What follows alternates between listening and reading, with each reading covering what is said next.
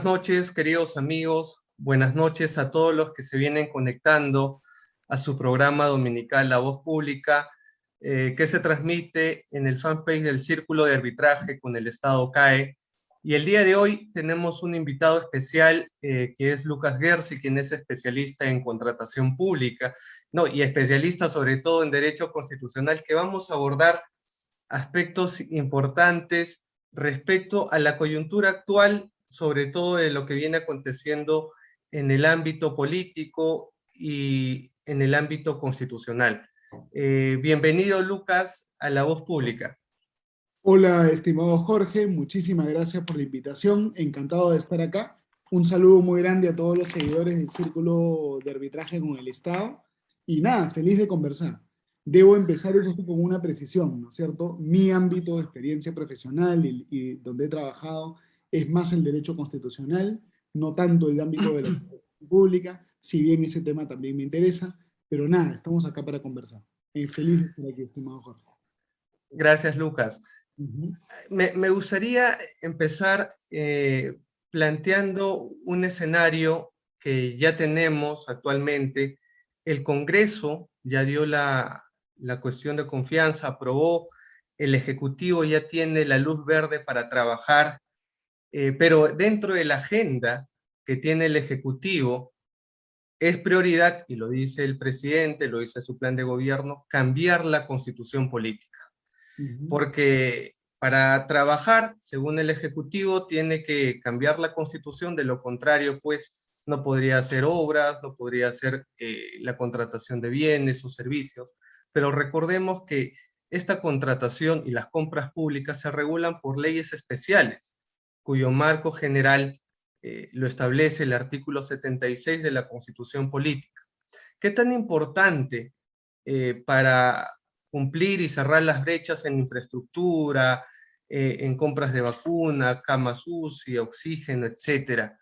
¿Es importante cambiar la Constitución o la Constitución nos da un marco general y en base a ello el Congreso o a través tal vez de decretos legislativos se pueden regular leyes especiales?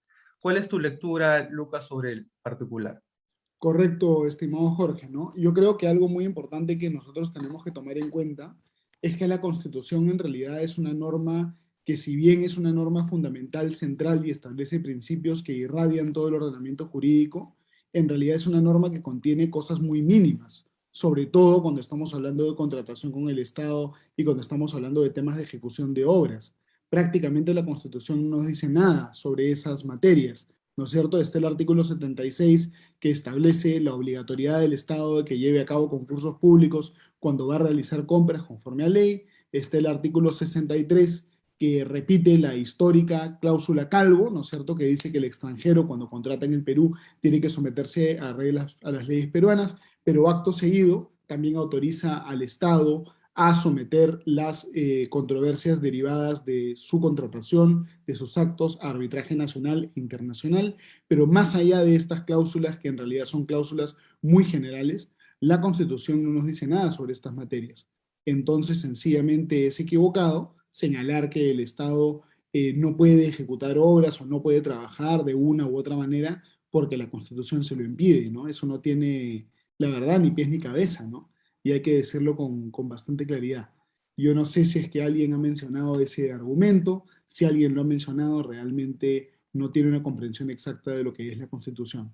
Porque la Constitución, Jorge, en realidad no es una norma que va a regular de manera estricta o con detalle todo un marco jurídico. Esa no es la finalidad de la Constitución. La Constitución lo que hace es establecer los mínimos que deben respetarse para que exista un Estado de Derecho, para que exista separación de poderes y para que se respeten los derechos fundamentales. Todo lo que la Constitución abarca, la democracia pierde, porque la Constitución requiere mayorías calificadas bastante altas para poder cambiarse. Entonces, una Constitución que regule todo sería una Constitución que en realidad estaría encorsetando el funcionamiento del sistema político y estaría impidiendo que se definan democráticamente las políticas públicas que el país debe seguir. Entonces la Constitución no debe regular estos asuntos con detalle y ninguna Constitución del mundo lo hace, ¿no es cierto? Yo quiero compartir contigo, Jorge, unas estadísticas muy interesantes elaboradas por el profesor Tom Ginsburg de la Universidad de Chicago. Son estadísticas interesantes. ¿Qué cosa dice el profesor Ginsburg? Él demuestra, con estadística de muchas constituciones, que los países que tienen constituciones más largas, que se pronuncian con mucho detalle sobre muchos temas, son países que deben cambiar sus constituciones con mucha frecuencia. Cuando una constitución es larga, esa constitución es inestable, porque una constitución larga, en realidad lo que es una constitución que está intentando constitucionalizar un proyecto político y eso termina atando de manos a las ramas políticas, al Congreso de la República, al funcionamiento de la democracia, y eso genera básicamente inestabilidad, tensión, que motiva el cambio de la Constitución. Además, los países con constituciones más largas son países que en promedio tienden a ser más pobres y más corruptos que los países con constituciones más cortas. Las correlaciones son realmente muy fuertes, son correlaciones bastante sorprendentes, ¿no es cierto? Y es lógico, una constitución que quiere meterse en todo es una constitución que no es compatible con una forma democrática de gobierno. La constitución es una norma de mínimos, de manera tal que todos la puedan leer, todos la puedan entender, que pueda tener también legitimidad, ¿no es cierto? Por eso es que en los Estados Unidos, que tienen una constitución corta, los americanos en la guantera del carro tienen una pequeña constitución y la leen, la conocen, la pueden citar, ¿no es cierto? Y lo que se debe aspirar es a eso, a una constitución sencilla, estable, que plantee los temas esenciales. No le corresponde a la constitución regular el tema, digamos, en detalle de la contratación pública, ni del arbitraje en materia de contrataciones con el Estado, ni tampoco regular la obra pública, ¿no? Eso es algo que no corresponde a la naturaleza de una constitución. Y en ese sentido, gran parte de la población, inclusive, mediante este sesgo que a veces crean algunos funcionarios públicos, congresistas o el Ejecutivo, señalan que hay corrupción y bueno, como las compras públicas que a veces uno ve en los medios de prensa, corrupción en la contratación de mascarillas, de diferentes bienes u obras, y piensan que cambiando la constitución, digamos, se regularía o desaparecería la corrupción. Inclusive yo recuerdo que hubo un candidato que decía vamos a incorporar un capítulo en la Constitución que hable sobre la corrupción para combatir frontalmente la corrupción. Y el tema de la corrupción, ¿esto lo resolvemos cambiando las leyes o es un tema de personas, Lucas? ¿Cuáles tus comentarios? A ver, yo creo que este es un fenómeno complejo donde hay muchas cosas que importan, ¿no es cierto? Hay muchas cosas que importan. Un primer punto que es importante es que los peruanos tenemos que vacunarnos contra el fetichismo constitucional y en general contra todo el fetichismo legalista que existe. A veces a los abogados nos enseñan que el derecho está en los libros, pero eso no es la verdad. El derecho no está en los libros, el derecho se crea día a día en la realidad. Y nosotros a veces encontramos que en la realidad las reglas que se aplican y las reglas que las personas reconocen como obligatorias no son las reglas de los libros, sino que son otras reglas. El derecho no es la voluntad del Estado. El derecho lo descubrimos observando cuáles son las reglas que las personas siguen. ¿No es cierto? Entonces ese es un tema fundamental. Los abogados a veces creemos que cambiando ciertas palabras en las normas por arte de magia cambia la realidad, ¿no? Así como el libro del Génesis. Dios dijo, hágase y se hizo. Pero el derecho no funciona así. Los abogados no somos como el libro del Génesis. Hay un abismo entre lo que dice la norma y lo que ocurre en la realidad. En el Perú tenemos muchísimas normas laborales, por ejemplo, pero más del 85% de los peruanos probablemente van a trabajar de manera informal. Entonces, las normas son importantes, pero no son omnipotentes y no son todo.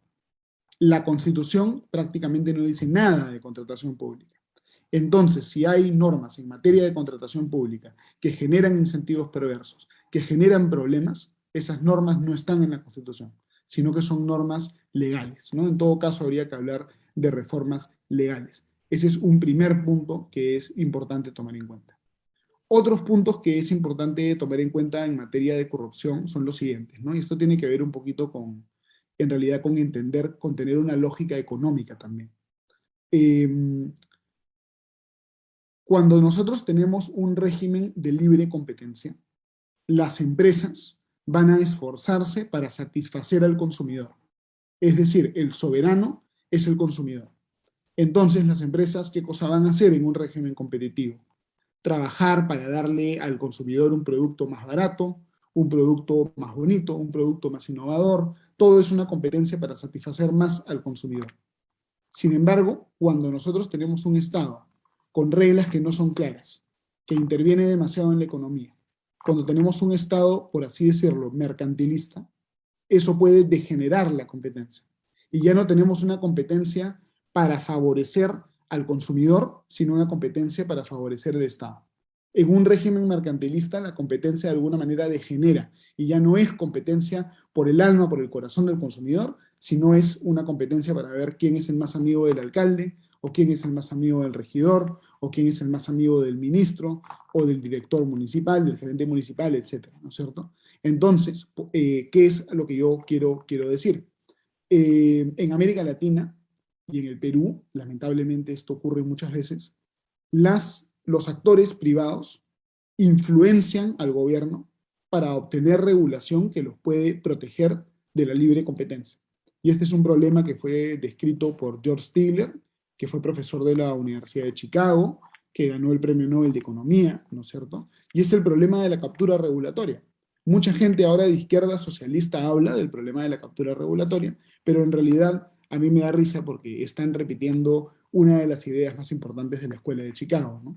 Que es esta idea de la captura regulatoria. Entonces, parte del problema de la corrupción es captura regulatoria. Un Estado que interviene demasiado en los mercados y la intervención del Estado en los mercados en realidad tiene por objetivo favorecer a ciertos grupos económicos protegiéndolos de la competencia. Entonces, si nosotros queremos luchar contra la corrupción, lo que necesitamos es tener un mercado más competitivo, con menos barreras de entrada. Esto no aplica tanto a contratación pública, ¿no? Pero es para hablar de corrupción en general y para lucha contra oligopolios y monopolios en general. Lo que se requiere son mercados más competitivos. ¿Cómo se obtienen mercados más competitivos? No poniéndoles multa a los oligopolistas o monopolistas. Eso no es suficiente y no es la mejor solución. La mejor solución para tener mercados más competitivos es eliminar barreras de entrada. Por eso es que la comisión más importante del INDECOPI, desde mi punto de vista, no es la Comisión de Libre Competencia. La Comisión de Libre Competencia es muy poco en realidad lo que puede hacer. La comisión más importante de lejos es la Comisión de Eliminación de Barreras Burocráticas. Entonces podría haber alguna reforma legal o constitucional que busque, de alguna manera, eh, hacer que el Perú tenga una economía menos mercantilista, ¿no? Parte de la corrupción parte del problema de la corrupción es una manifestación del problema de la agencia, que es un problema económico, ¿no? La corrupción, además de ser, perdón, del problema de la captura regulatoria. Además de existir problema de captura regulatoria, también hay corrupción porque existe problema de la agencia, ¿no es cierto? Sobre todo en el Estado. Digamos, ¿a qué me refiero con problema de la agencia? Siempre que tenemos una situación donde hay un representado y un representante, los intereses del representante no corresponden siempre a los intereses del representado, ¿no es cierto? El representado quiere una cosa, pero a veces el representante no va a hacer lo que el representado quiere, sino va a hacer otra cosa, ¿no es cierto? Y esto puede ocurrir, por ejemplo, en una empresa. De repente, si el accionista está dormido, si el accionista no está atento, el gerente, en vez de comprar el producto más barato, más bueno, compra un producto malo que es caro. Corrupción en una empresa. Lo que ocurre es que como una empresa va a ser relativamente pequeña, esto va a ser más fácil de descubrir. Cuando nosotros hablamos del Estado, el problema de la agencia se potencia, y se potencia radicalmente. Porque como los representados somos todos los peruanos, que somos 30 millones aproximadamente, pero cada uno de nosotros no está tan interesado en lo que hace el Estado porque no nos afecta mucho directamente. Entonces, nuestros representantes en el Estado pueden actuar sin que nosotros los fiscalicemos, ¿no es cierto? Entonces, hay corrupción en el Estado porque hay un enorme problema de la agencia. Hay un enorme problema de la agencia. Entonces, para combatir la corrupción, tenemos que encontrar maneras de reducir este problema de la agencia. ¿Cómo se reduce este problema de la agencia? Hay varias maneras. Por ejemplo, ¿no? Encontrar formas más adecuadas, más correctas de retribuir a los funcionarios públicos para generar incentivos que son correctos, ¿no? Por ejemplo, yo he hablado de esto mucho con mi gran amigo Pablo Sánchez Nasif, que ha sido entrevistado también en este programa. Por ejemplo, con Pablo, ¿qué cosas reflexionábamos? Un juez, ¿cuál debería ser su remuneración? De repente está bien que tenga una remuneración fija, pero un juez de todas maneras debería tener una remuneración en función de cuántas sentencias emite, que luego son confirmadas por la Sala Superior, de manera tal que el incentivo del juez sea de redactar buenas sentencias. Y en el caso de los funcionarios administrativos, debe ser también así, ¿no es cierto? Podríamos pensar, yo no tengo respuestas acá al 100%, pero imaginemos una situación en la cual, digamos, al funcionario administrativo que recibe menos observaciones de Contraloría, se le puede, por ejemplo, pagar un bono. Dependiendo del caso del funcionario, habría que construir estructuras salariales que busquen alinear su interés con el interés de los ciudadanos que él está representando. Los funcionarios públicos no deben tener solamente sueldos fijos, deben tener sueldos que generen incentivos, que los obliguen, que los fuercen, que los induzcan a representar bien el interés de los ciudadanos. Y además no tenemos que ser nosotros románticos, ¿eh? Siempre es muy difícil controlar al Estado. Y siempre va a ser más probable la corrupción en el Estado que la corrupción en una empresa privada, por la magnitud del problema de la agencia. Por eso es muy importante limitar la capacidad del Estado para tomar decisiones muy discrecionales y para intervenir en materia económica, porque cuando el Estado hace eso, estamos abriendo la puerta a que haya mucha corrupción y mucho despilfarro. Por eso es que propuestas como la que planteó el primer ministro de que el Banco de la Nación entre a competir con bancos comerciales son propuestas terribles, porque esa es la receta para muchísimo despilfarro y muchísima, muchísima corrupción, ¿no? Entonces esto de la actividad empresarial del Estado es realmente un sinsentido, ¿no? Entonces, corrupción, ¿por qué existe corrupción? Porque hay captura regulatoria, porque hay problemas de la agencia. Si peleamos contra la captura regulatoria y peleamos contra los problemas de la agencia, vamos a contribuir a reducir la corrupción. ¿No es cierto? Hablar de que hay que educar a la gente, etcétera, etcétera, es importante, pero realmente yo no creo que eso sea lo central. Y estoy diciendo cosas políticamente incorrectas, ¿eh? Yo creo que hay gente muy educada que también va a ser corrupta. Gente muy culta que también va a ser corrupta. Lo fundamental es eliminar los incentivos económicos que permiten la existencia de la corrupción. Esa sería mi posición. Y podemos debatir, podemos discutir. Por ejemplo, en el caso del arbitraje, Jorge, ¿no es cierto? Se habla mucho de que en el arbitraje hay corrupción. Y lamentablemente la hay. Yo como liberal me gusta mucho el arbitraje porque es un intento de introducir competencia en el sistema de justicia. Pero en el arbitraje también hay corrupción. ¿Por qué problema? ¿Por qué razón? Porque en el arbitraje el incentivo que se genera es a que los árbitros no actúen como juzgadores imparciales, sino a que actúen prácticamente como abogados de la parte que los nombró, ¿no es cierto? No es aceptable que cada parte nombre un árbitro, porque entonces eso es lo mismo prácticamente que existe un árbitro único que va a ser el presidente, y los árbitros nombrados por las partes van a terminar siendo una especie de abogado de las partes, ¿no es cierto? Especialmente cuando los árbitros que se dedican a ser árbitros van a pensar también en su flujo futuro, ¿no es cierto? Es decir, el incentivo cuál es prever quién va a ser el que me va a contratar con mayor frecuencia en el futuro.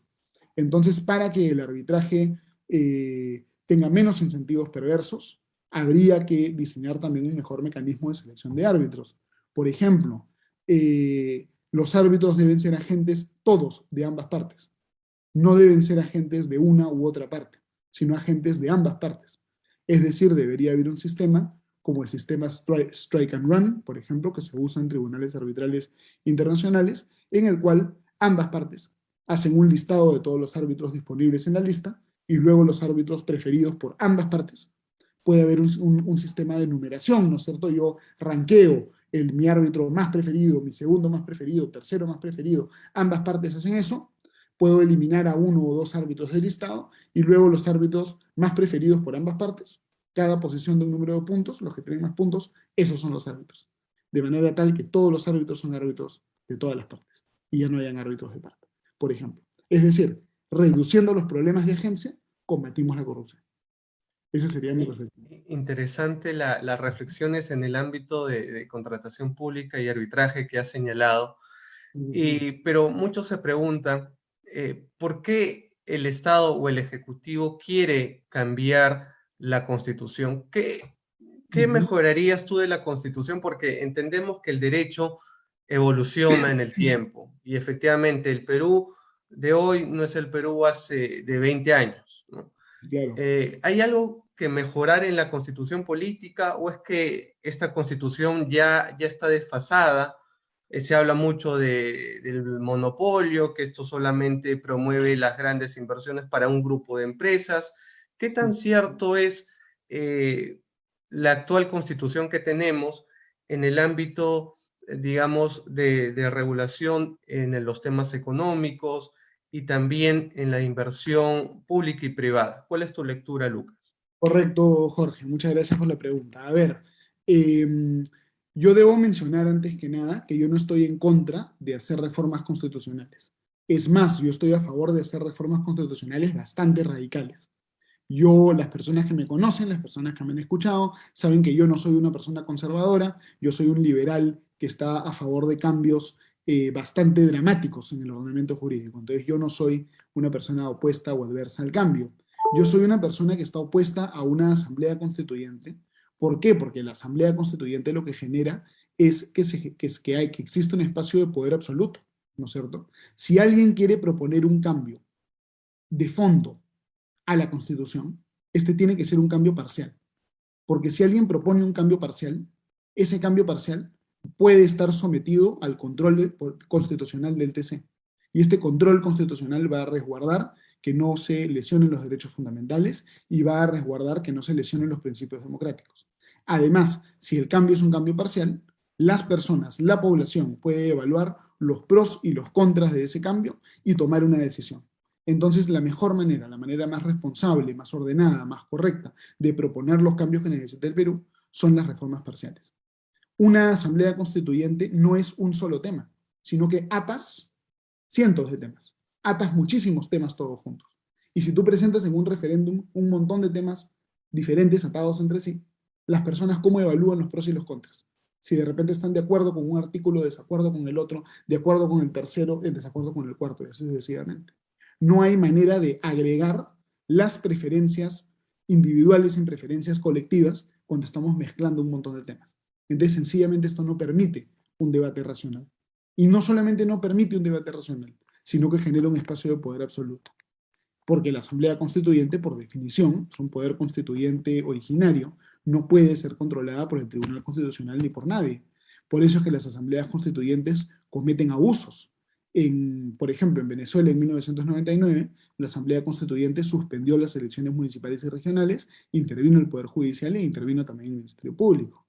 En el 2017, la Constituyente de Venezuela dejó sin efecto decisiones del Tribunal Constitucional y también dejó sin efecto decisiones de la Asamblea Nacional del Poder Legislativo de Venezuela. Entonces, quien pide Asamblea Constituyente pide poder absoluto, con el agravante de que la propuesta del gobierno, la propuesta de Perú Libre, es que la Asamblea Constituyente sea electa en un 50% por los peruanos a través de su voto y en un 50% por organizaciones de la sociedad civil.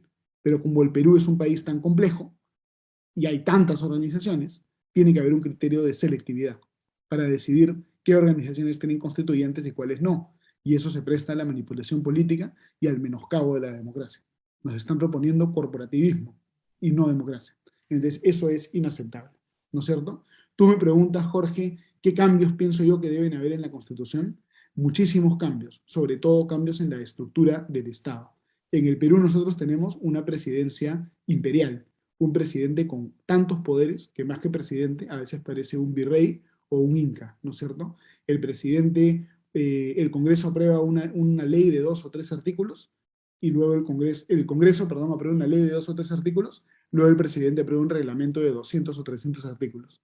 El Congreso otorga facultades al presidente, luego el presidente en semanas te transforma sin deliberación, sin debate, sin control, todo el ordenamiento jurídico a través de paquetazos de decretos legislativos. El presidente puede hasta aprobar tratados sin aprobación del Congreso.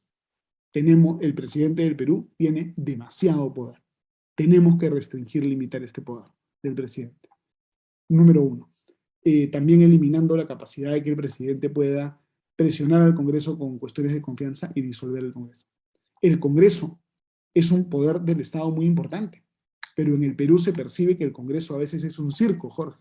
¿Y por qué se percibe que el Congreso es un circo en el Perú? Porque no hay buena representación. Nadie sabe quién es el congresista que de verdad lo representa. ¿Y por qué ocurre esto? Porque en Lima, por ejemplo, nosotros escogemos a 31 congresistas. Hay 28 listas. Multiplicamos 31 por 28, tenemos una elección con cientos de candidatos. Entonces nadie tiene idea quiénes están candidateando, nadie tiene idea cuáles son las propuestas, nadie tiene idea en realidad de nada, y una vez que el Congreso se instala, nadie sabe quién es su congresista. Yo no sé quién es el congresista que me corresponde a mí. Hay demasiados congresistas en el Parlamento, ¿no es cierto? Entonces, lo importante, la gran reforma que yo creo que debería haber, es que Lima se debería partir en 31 distritos, de manera tal que ya no haya tal cosa como un congresista por Lima, sino que haya, por ejemplo, un congresista por San Juan del Lurigancho 1, un congresista por San Juan del Lurigancho 2, un congresista por Comas, un congresista por San Isidro con Magdalena, un congresista, por ejemplo, por Ate con La Molina, y así sucesivamente. De manera tal que en cada distrito se escoja solo un congresista y las elecciones ya no sean de cientos de candidatos, sino de repente de 5 o 6 candidatos. Y ahí sí podamos votar informadamente. Y ahí sí podamos saber qué congresista nos representa. Además, el Congreso no se debería escoger todo de un tirón, sino se debería escoger por tercios. De manera tal que los partidos políticos siempre estén participando en las elecciones y no tengan tiempo de entrar en incubación, subastarse el mejor postor, cambiar su nombre, cambiar su símbolo y reemerger como otro partido político, ¿no es cierto? Entonces, el Perú requiere reformas políticas profundas. Y a esto habría que añadir reformas también judiciales.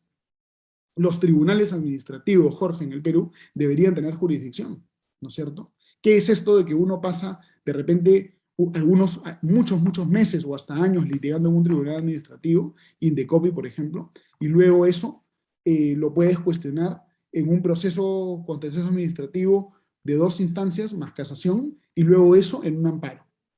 Te pasas 15 años litigando y de repente ganas en el Tribunal Constitucional y en vez de que te resuelvan por el fondo te anulan, entonces vuelves al principio, 15 años más. Una locura.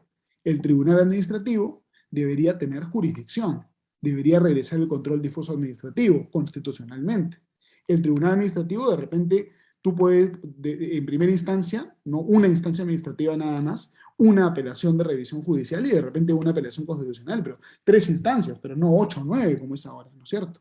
Entonces necesitamos simplificar radicalmente el sistema de justicia, ¿no es cierto? Necesitamos, por ejemplo, que cuando nosotros hablemos de el Tribunal Constitucional o la Corte Suprema, que el Tribunal Constitucional o la Corte Suprema no resuelvan decenas de miles de casos al año, que son casos que van a ser los asesores, que los magistrados de repente no lo van a revisar. El TC debería tener la potestad de escoger cuáles son los casos que va a revisar y debería tener un calendario de manera tal que al comienzo del año sepamos exactamente qué día se va a publicar cada sentencia que el TC va a considerar durante ese año. Y eso también ayuda a reducir la corrupción, ¿no es cierto? Porque la corrupción en el sistema de resolución de controversias existe porque hay incertidumbre respecto del tiempo. Pasan los meses y los meses y los meses y los meses y no se resuelve el caso y por demora el caso ya murió. Entonces la demora también puede ser una forma de corrupción, ¿no es cierto? Es muy importante que haya certeza jurídica. Es muy importante que los magistrados del TC no estén electos por 5 años. El periodo de 5 años se acaba rapidísimo y luego los magistrados están en el limbo. No saben cuándo los van a poder cambiar y eso puede afectar eventualmente su independencia, ¿no es cierto? Deberían los magistrados del TC ser electos por 10 años, 15 años o inclusive de por vida y nunca se les debería cambiar todos a la misma vez, porque eso también genera la posibilidad de que haya una captura del TC por poderes políticos, eventualmente. Entonces, se requieren muchísimas reformas, pero no se requiere asamblea constituyente, porque la asamblea constituyente lo que genera es poder absoluto. El que pide asamblea constituyente no está proponiendo reformas de buena fe, sino que lo que quiere, el que pide asamblea constituyente, es poder absoluto para desmantelar el Estado de Derecho y establecer una dictadura. Y en dictadura no hay prosperidad. No existen dictaduras ricas, solo dictaduras pobres. Salvo el caso de una ciudad-estado, Singapur, de repente alguien me dice, pero en general, en todo el mundo, o eres una dictadura y eres pobre, miserable, o eres un país democrático, un Estado constitucional que logra consolidar riqueza y construir futuro y oportunidad para la ciudad. Esas son las 2 alternativas. La Asamblea Constituyente te lleva por el camino que no es el que queremos seguir, ¿no? Reformas constitucionales sí, cualquier cantidad. Me preguntaste del régimen económico, ¿no, Jorge? De la Constitución. Pero antes de esto, Lucas, porque tocaste un tema importante, la Asamblea Constituyente, y muchas personas, los ciudadanos de a pie, los que necesitan que llegue el Estado a las provincias, al Perú profundo, y consideran las reformas que tú bien has señalado, porque es importante hablar de reformas en el marco constitucional, pero siguiendo el camino legal y la buena fe. Pero la Asamblea Constituyente, corrígenos, y te pediría que nos expliques un poco. La Asamblea Constituyente está regulada actualmente en la Constitución vigente que tenemos, y si Ujú. no está, ¿cuál sería el mecanismo que si el Estado, el Ejecutivo o a través de los ministros, del Premier, quisiera impulsar y continuar con esta Asamblea Constituyente, tendría que hacer? Se habla de un referéndum. ¿Eso es válido? ¿Esto es legal? ¿Cuál sería ese camino de la Asamblea Constituyente?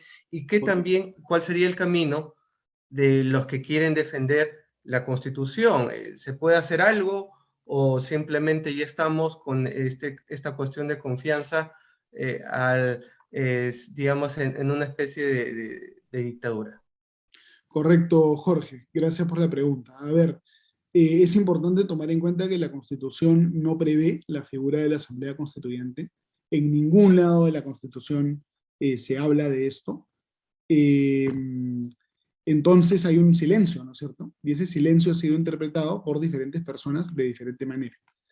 Muchos abogados constitucionalistas interpretan que el silencio es una prohibición implícita, ¿no es cierto? ¿Por qué interpretan eso? Porque ellos argumentan, si es que la Constitución no habla de Asamblea Constituyente, pero sí habla de reforma constitucional a través del Congreso, eso ocurre porque el constituyente del 93 quiso que hubiera reforma constitucional, pero no constituyente. Hay otros abogados desde otra perspectiva que dicen, no, el pueblo peruano siempre tiene el derecho de tener una nueva constitución, entonces sí tiene que haber, o sí podría haber constituyente. Entonces hay argumentos desde ambos lados. Yo estoy más convencido con los argumentos que te dicen que la constituyente está implícitamente prohibida, pero hay argumentos de ambos lados. Y el problema es que el Tribunal Constitucional, en vez de clarificar esta ambigüedad, agravó esta ambigüedad, emitiendo una sentencia en el año 2002, que desde mi punto de vista es bastante confusa, que es la sentencia del Colegio de Abogados del Cusco. Porque hay partes de esta sentencia donde el TC desarrolla, habla mucho del poder constituyente, y luego hay partes donde aparentemente sugiere que no puede haber asamblea constituyente. Entonces es realmente una sentencia que agrava la ambigüedad.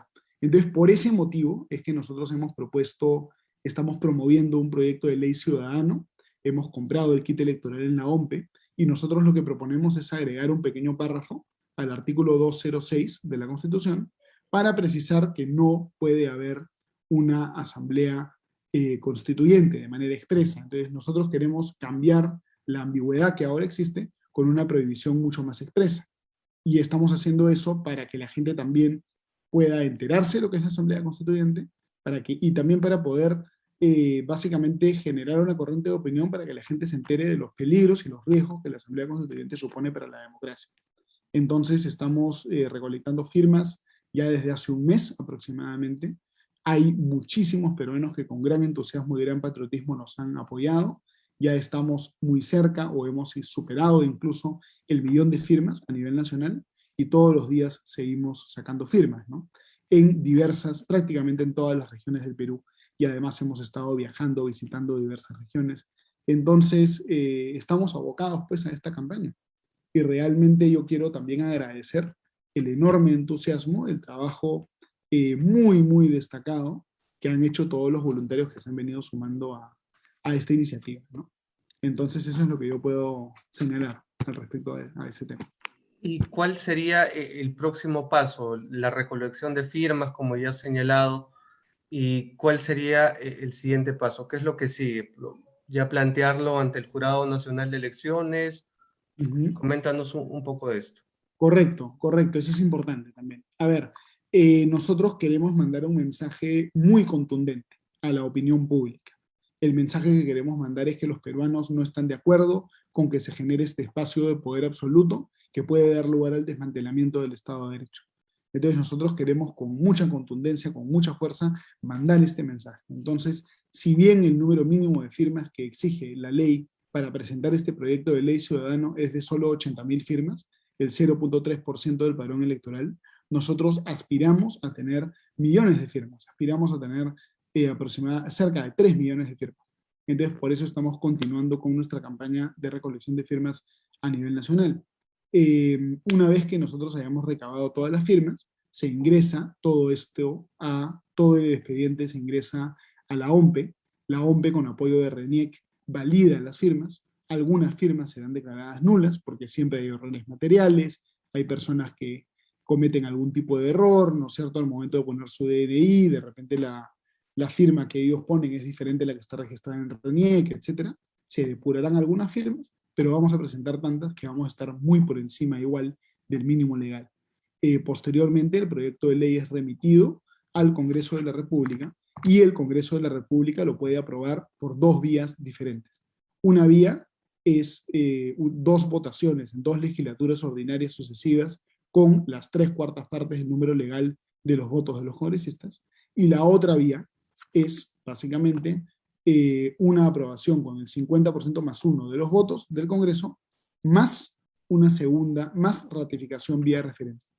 Entonces, este proyecto de ley ciudadano se puede aprobar, pero a través del Congreso, y puede aprobarse con referéndum o sin referéndum.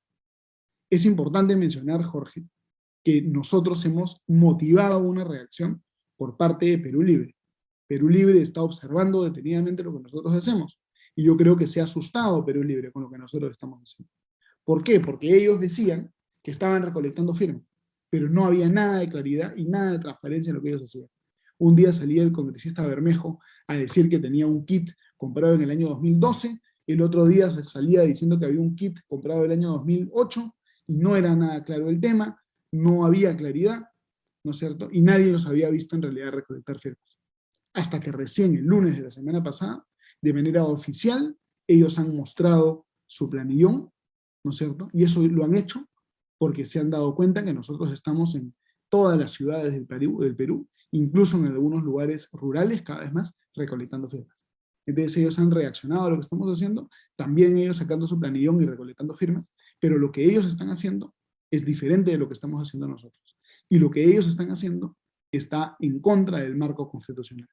¿Por qué? Porque ¿qué es lo que ellos proponen? Ellos pretenden que haya un referéndum para convocar una asamblea constituyente sin pasar por el Congreso de la República. Y eso es sencillamente inaceptable, es inconstitucional. Porque ¿qué te dice la Constitución? En el artículo 32 te dice que puede haber referéndum para el cambio de la Constitución, total o parcial, pero en el artículo 206 te dice que para cambiar la Constitución vía referéndum, antes tiene que haber una votación en el Congreso. Entonces ellos están leyendo la Constitución de manera segmentada, de manera mutilada, pero uno no puede leer el artículo 32 al margen del artículo 206. Tiene que leerse conforme al principio de unidad de la interpretación constitucional y de manera conjunta. Y si uno interpreta la Constitución conforme al principio de unidad de la Constitución, llega a la conclusión que lo que Perú Libre está proponiendo es sencillamente un sinsentido jurídico. Y es absolutamente inviable su propuesta. Y al margen de eso, nosotros vamos a demostrarles en la cancha, en las calles, que el apoyo de la población está con nosotros y no con ellos. Porque los peruanos son demócratas y no quieren, en el año del Bicentenario, que se desmantele el Estado de Derecho y se genere una asamblea constituyente neofascista que vaya a concentrar el poder. Entonces estamos abocados a esta campaña, ¿no? En esta semana de trabajo. ¿Y qué pasaría, Lucas, si en el transcurso de estas semanas, ya con la confianza que tiene el Premier, señalan que, bueno, en la agenda está cambiar la Constitución, ya tenemos las firmas? ¿Cuáles son los instrumentos legales, más allá de lo que tú bien señalas, que la población no quiere esto, pero el Congreso tendría alguna herramienta legal para observar esto, o simplemente esto ya está en manos del Ejecutivo y se tendría que llamar al referéndum? A ver, si eso llegase a ocurrir, eh, el Congreso no lo puede tolerar, no lo puede aceptar, porque eso sería básicamente actuar al margen del marco constitucional. En realidad eso sería una situación ya de facto, ¿no? Un acto de poder fáctico, en realidad un golpe de Estado. Eso no es aceptable.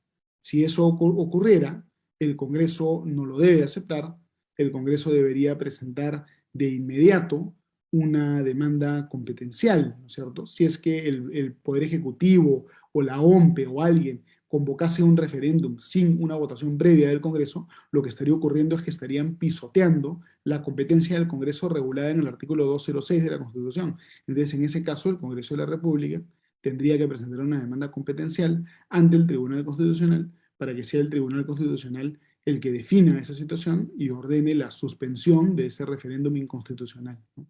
Eso es lo que correspondería a nivel Ahora, tribunal. y hablando del Tribunal Constitucional, ya creo que la vigencia de algunos miembros del TC, ya inclusive en las elecciones se hablaba de los cambios de magistrados.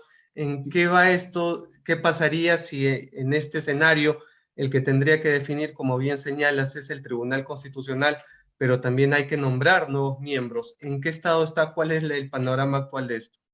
A ver, efectivamente, de los 7 magistrados del Tribunal Constitucional, 6 tienen el periodo vencido desde hace años. Creo que hace 2 años aproximadamente ya se venció el periodo de gestión de los magistrados. Entonces es urgente que se les renueve. Son magistrados muy honorables, todos ellos. Yo mismo he trabajado en el Tribunal Constitucional, los conozco, algunos más que otros. Muy honorables todos, pero ha vencido su periodo de gestión. Ellos ya deben ser reemplazados por otros magistrados. Entonces es indispensable que esto ocurra. El problema es que durante el gobierno de Martín Vizcarra hubo un interés político en que no se cambien los magistrados del TC, y eso motivó que el presidente Vizcarra forzase al Congreso a aprobar una modificación de la ley orgánica del Tribunal Constitucional. Y esta modificación de la ley orgánica del Tribunal Constitucional está diseñada para que sea extremadamente difícil cambiar a los magistrados del TC. ¿Por qué? Porque los magistrados del TC generalmente eran invitados a postular, es decir, las bancadas parlamentarias, el Congreso de la República, invitaba a las personas que ellos consideraban debían ser miembros del Tribunal Constitucional, que eran normalmente juristas destacados, los invitaban a postular. La reforma promovida por Martín Vizcarra eliminó el mecanismo de invitación y estableció solo un mecanismo de concurso público. El problema de los concursos públicos es que buscan darle objetividad a situaciones que de repente no se pueden medir objetivamente, ¿no es cierto? ¿Quién es el abogado constitucionalista que otorga mayor confianza? ¿Quién es el abogado que debe ser magistrado del Tribunal Constitucional? ¿Quién tiene más maestrías y más doctorados? ¿Quién ha publicado más artículos en revistas indexadas? ¿Quién ha dictado más cursos? ¿Quién tiene más diplomados certificados? ¿Son esas las cualidades que te hacen idóneo para ser magistrado del Tribunal Constitucional? ¿O hay cualidades que de repente no se pueden medir, que son las más idóneas? No todo lo que importa se puede contar, especialmente cuando estamos hablando de las cualidades que requiere un alto magistrado constitucional. Puede haber una persona que haya escrito montones de artículos en revistas indexadas, que haya dictado cursos en montones de universidades, pero esa persona puede ser una persona mediocre, porque el éxito profesional y la competencia profesional no se mide con ese tipo de indicadores. Se mide con una revisión holística de la trayectoria de la persona y la confianza que esa persona genera. Entonces, al obligar al Congreso a hacer un concurso público que tiene que tener estándares objetivos, lo que se hace, número uno, es disuadir a los mejores candidatos de participar, porque se exponen al maltrato. Número dos, se generan múltiples oportunidades de impugnar, cuestionar los concursos. Y esto lo sabemos las personas, sobre todo aquellas personas que han participado que tienen experiencia en gestión pública, sabemos lo vulnerables que son los concursos públicos. Si hay qué sé yo, un examen, ¿no es cierto? Las preguntas de ese examen van a ser justas. ¿Cómo garantizamos que algunos candidatos no tengan las preguntas antes? ¿No es cierto? Ningún concurso va a ser un concurso perfecto. Todos los concursos se pueden cuestionar. Entonces, esto está diseñado para que no hayan buenos candidatos y para que el proceso de elección sea muy fácil de cuestionar. El interés de Vizcarra era que no se renueve el Tribunal Constitucional. Entonces, esta pésima reforma que se dio de la ley orgánica del Tribunal Constitucional debe dejarse sin efecto y debemos volver a un mecanismo de invitación.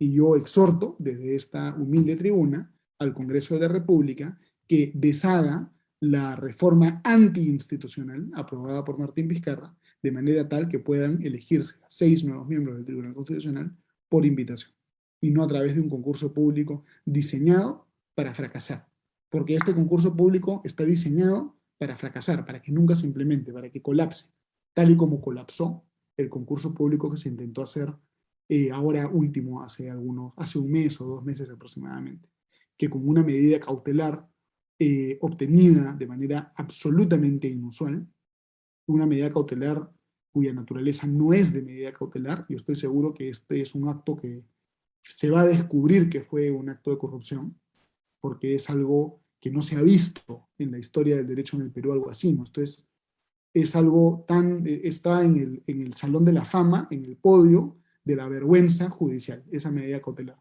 junto con la sentencia del TC del arancel del cemento y otras sentencias más.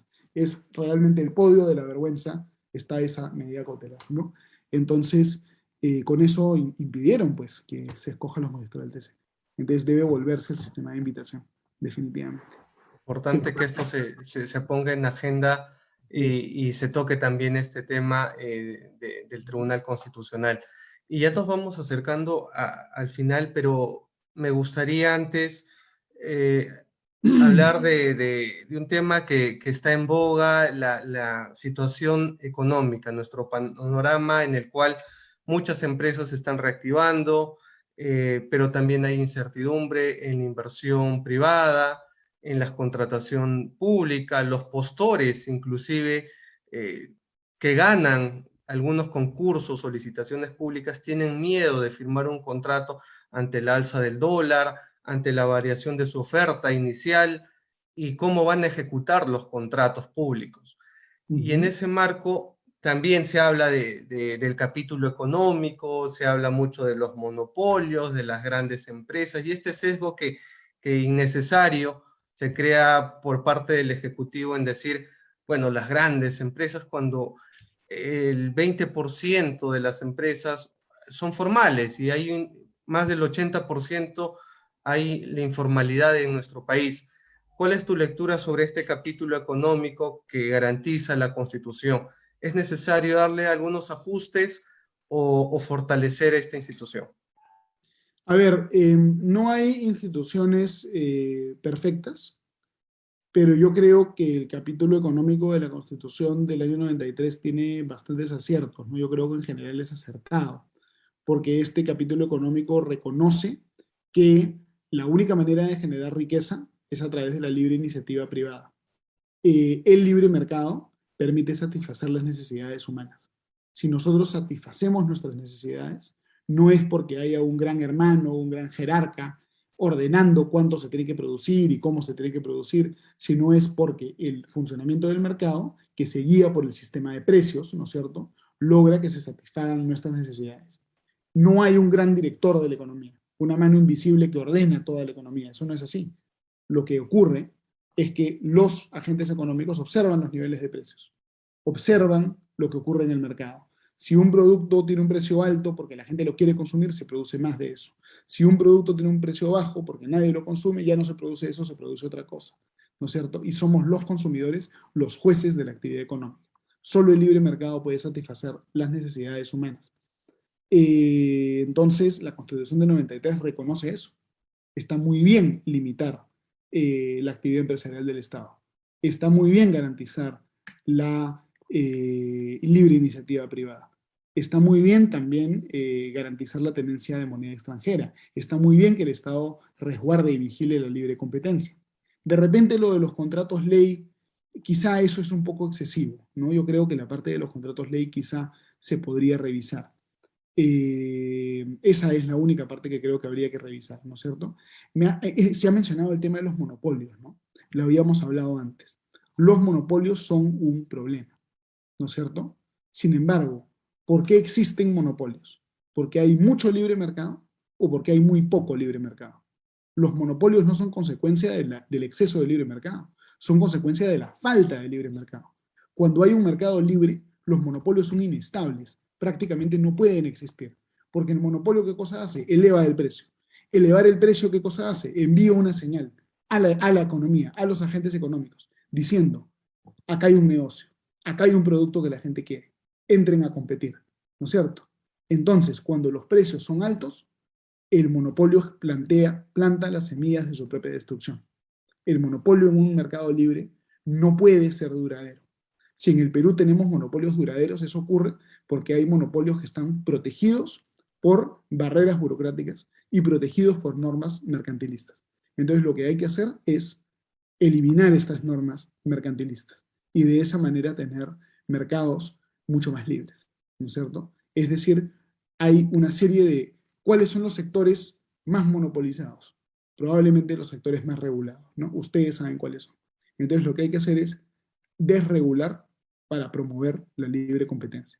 El monopolio se lucha contra el monopolio así, no se lucha contra el monopolio con más Estado, porque la intervención del Estado es más bien la herramienta que los monopolistas usan para fortalecer sus monopolios.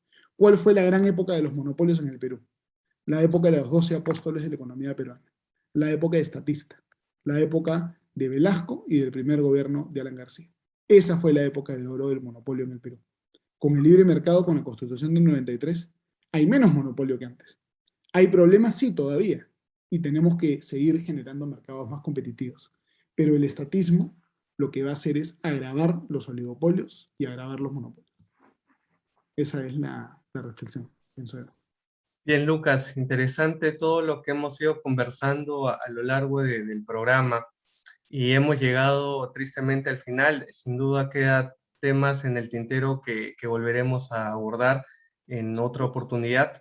Y me gustaría, para despedirnos, hay muchos comentarios por interno que nos llegan sobre cómo unirse al trabajo que tú y tu equipo vienen liderando, no solamente en Lima, sino a nivel nacional. ¿Dónde los encuentran? Coméntanos un poco más de esto y lo que se viene haciendo en las próximas semanas. Sí, por supuesto, sin duda. En realidad, en nuestras redes sociales, NALAC Perú, no a la Asamblea Constituyente, en Facebook y en Instagram, ustedes van a poder encontrar ustedes van a poder encontrar una lista todos los días de todos los lugares donde estamos nosotros recolectando firmas. Entonces pueden acercarse a esos puntos de firmas a firmar, también a pedir quizá que les entreguen planillones, a incorporarse, ¿no es cierto? Búsquennos como @NALACPerú 2021 en Instagram, en Facebook, en Twitter, ahí nos van a poder encontrar. Escríbanos también en nuestras cuentas de redes sociales, allí van a poder recibir una respuesta de nosotros y básicamente seguimos trabajando de manera muy intensa.